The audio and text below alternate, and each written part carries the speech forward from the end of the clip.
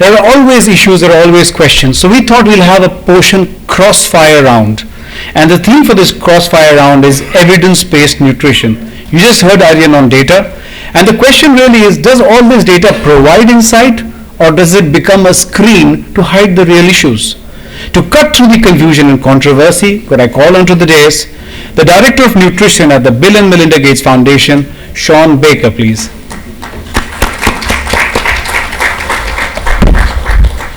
Could I request Mr. Indranil Roy, CEO of Outlook Group, to please honor Mr. Shawn Baker for his contribution to the world of nutrition.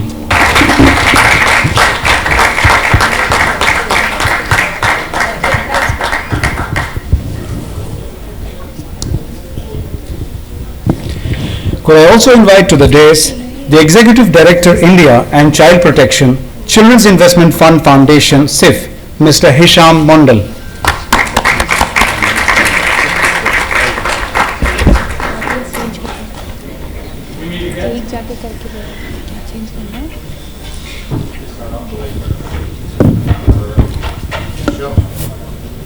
Yeah. So we leave it to both of you for the crossfire on the confusion and controversy on evidence-based nutrition. Right. First of all, thank you so much for being here today. Globally, part of the narrative has been no one understands nutrition, no one talks about nutrition. That changed today. And that changed because of folks like Outlook and PCI, and all of the other supporting partners. So can we just give every one of you a round of applause?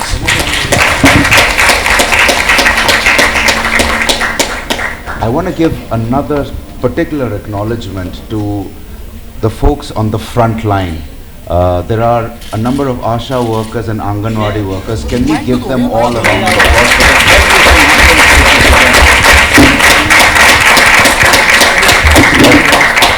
He keeps asking to speak loud. Is this good? All right.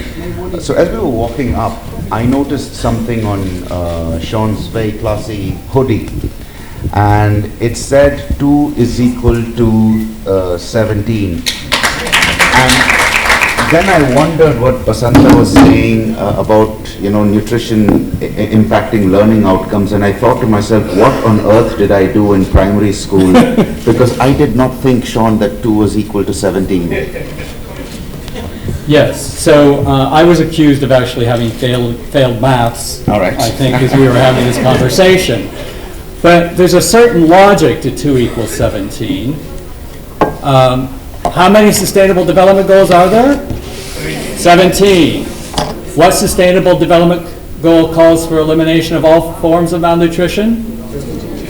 And I think it's very clear, and this is the case we try to make to investors of all sorts, that in fact, if we improve nutrition, we will have impacts on all 17 sustainable development goals. And I would go further to say that if we don't improve nutrition, we're going to fail on all 17 sustainable development goals. So when I talk to people, from Anganwadi workers to ministers of finance to heads of state, I say 2 equals 17 because investing in nutrition is going to have impacts on all 17 sustainable development goals. So that's why. Fair enough, all right. Fair enough. Just feeling insecure for a moment. Now, I'll give you another formula that you might feel better about. Okay. I would say that 45% does not equal 1%. That bit I can understand. You agree. Yeah, You agree. I agree, yeah. And so what's behind those two numbers? I think we've heard today about undernutrition as an attributable cause of 45% of under 5 mortality. Now, I think, as nutritionists, public health people, we have all these nuanced language, attributable cause of. Well, what does that mean? It means that if those kids, no matter what they had died from, if they had been well nourished, they would be alive today. And so in front of this global crisis of 45% of under 5 mortality being attributable to undernutrition, how much do we invest? And if you look at just the crude metric of official development assistance, so the assistance given by bilateral governments, development banks, philanthropies, less than 1% goes to nutrition. Now, we have been seeing some progress to date. Just the most recent data on development assistance, we've moved from about $1 billion a year to $1.4 billion a year of 2017. But that's why we focus very much on two things: more money for nutrition and more nutrition for the money. Because without more serious investment, we're not going to get to that SDG 2 target that we have all signed up for. But I wanted to turn to you because one of the things that's thrilled me in India, I've only had the privilege of being engaged in India the last 6 years since I've been at the Gates Foundation, is that actually India is the outlier in that 45%, 1% disconnect. Actually, there is huge government investment in nutrition. And so I wanted you to explain to me why India has prioritized nutrition so much in government, a whole government ministry dedicated to nutrition. Sure. And what's the importance of the National Nutrition Mission in all of this? Sure. So I think, and this has taken time, but part of the change has happened because nutrition is no longer regarded as a sectoral issue. Nutrition is no longer just a nutrition issue. Nutrition is a political issue, it's an economic issue, it's a social justice issue. We spoke about learning outcomes. What do learning outcomes finally translate into? If I am well nourished, I will do well in school. If I do well in school, I will be economically more productive. If I'm economically more productive, the GDP of the country becomes different. You made the point about some of us might not have been in this room if we were undernourished. I think that argument has been made by, all of you in this room and in so many outside, and it's taken a while, but I think we're at that critical mass of people understanding and caring. How has this happened? To my mind, two things have happened. One is that we've taken evidence and made it simple and palatable. Why did the government push WASH so intensively? Sure for hygiene, sure for some indicator improvements, but finally it translated into a number, 3,500 rupees per capita per annum of preventable healthcare costs through improved WASH. Those are the kind of numbers that stick. Those are the numbers that people understand, and that's what you can organize around. What is the nutrition mission? What does the nutrition mission mean? And coming to your second question, Shawn. The mission in an Indian context means three things. One is it indicates priority. The second is it indicates urgency. And the third is it indicates this is not a single ministry issue, right? A whole number of stakeholders need to come together. And there are the ones that you would expect, and the leadership comes from WCD, for example. But to give you an idea, rural development is as critical. Agriculture is as critical.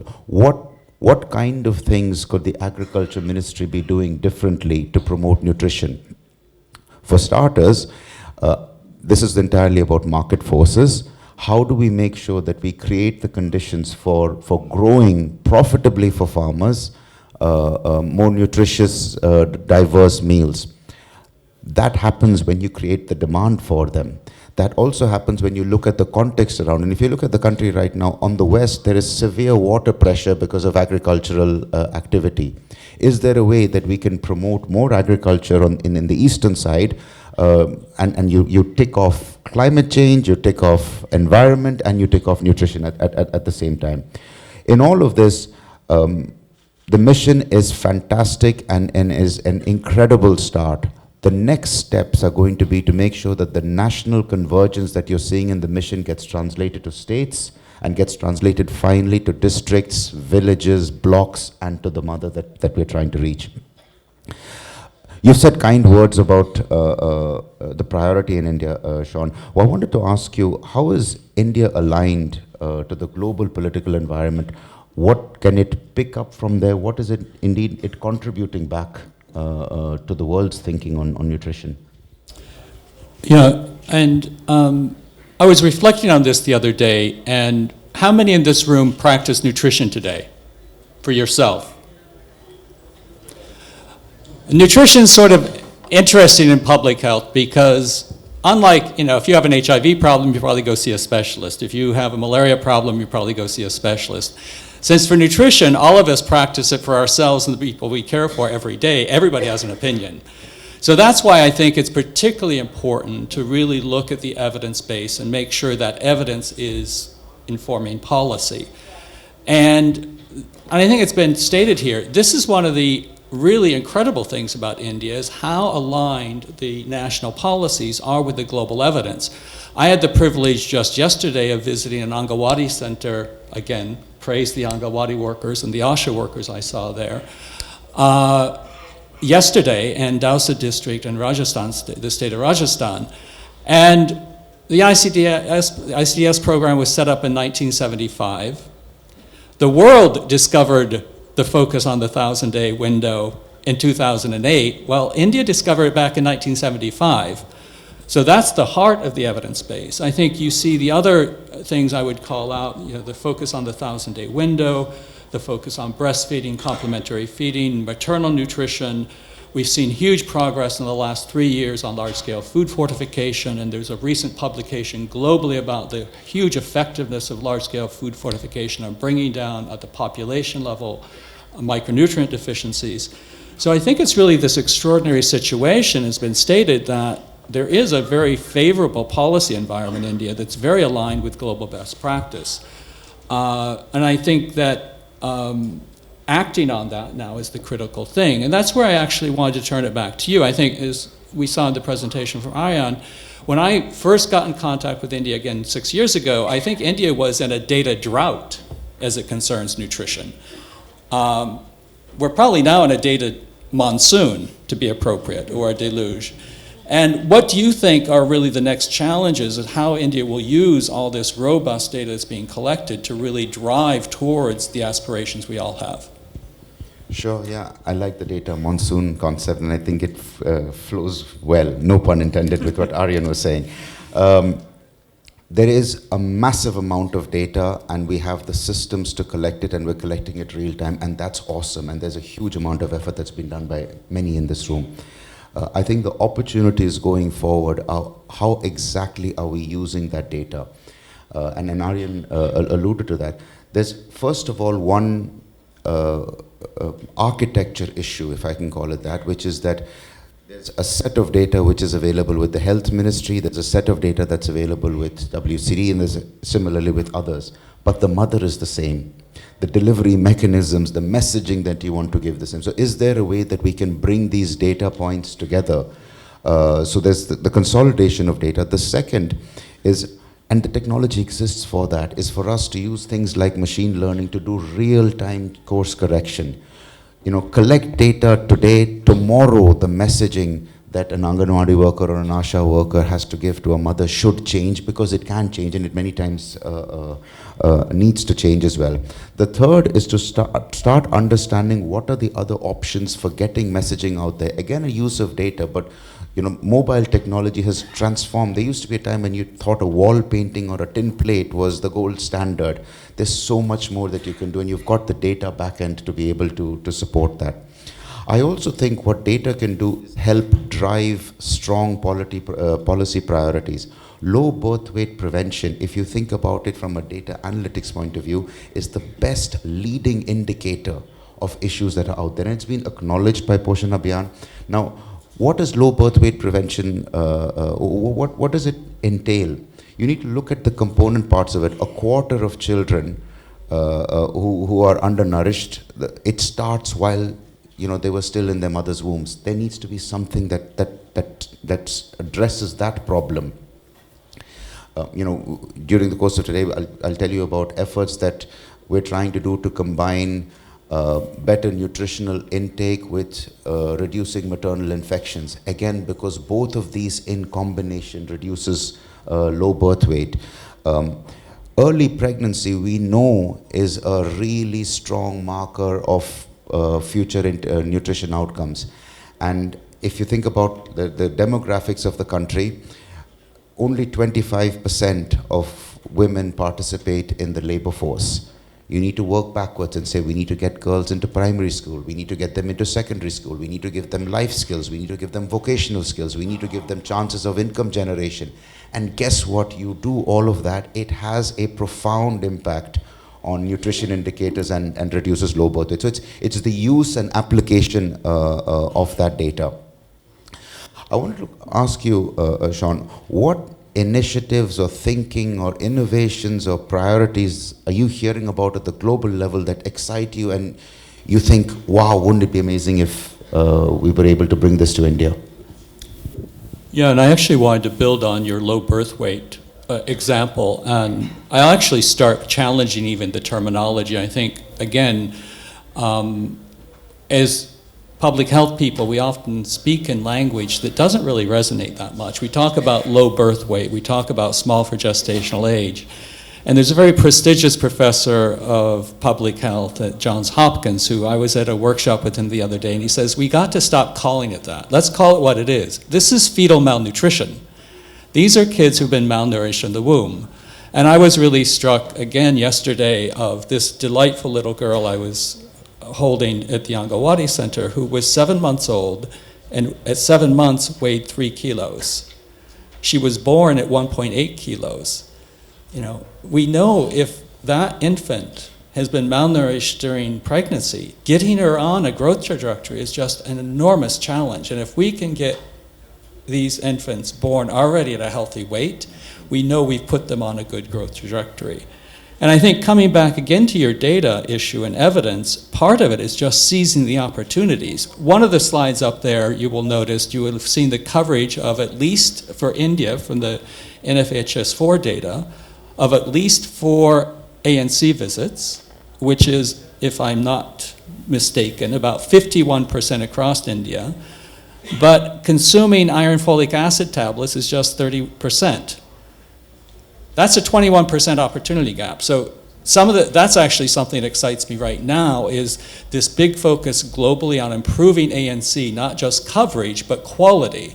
And we know by driving ANC quality, we will have a huge impact. There were just new global estimates on low birth weight. I think on one hand, it's incredibly important because it's starting to draw attention to the issue.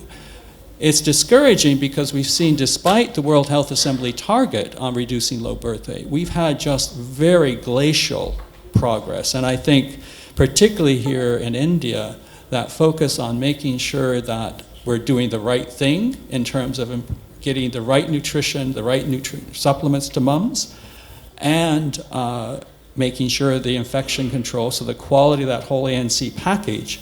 And we're actually measuring birth weight correctly so that kids who are born with low birth weight are getting the right services.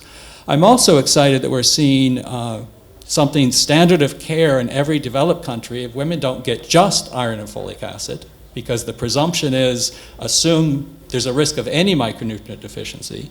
The standard of care is multivitamins. So, and I think the new evidence on the impact of multiple micronutrient supplements of being, in fact, far better than just iron folic acid. And as India improves ANC coverage, there's a huge opportunity to roll that out. But it's a huge way to go forward.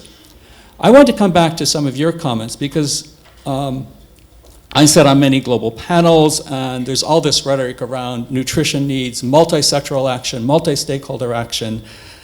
I would argue there's probably no better place in the world than India to seize that and turn that rhetoric into reality. And so when you think of multi-stakeholder action, multi-sectoral action, I guess what would you see as the biggest opportunities? And I'll ask the question also with a data point, because I also was struck by one of the data points up on the slide from Vasanta.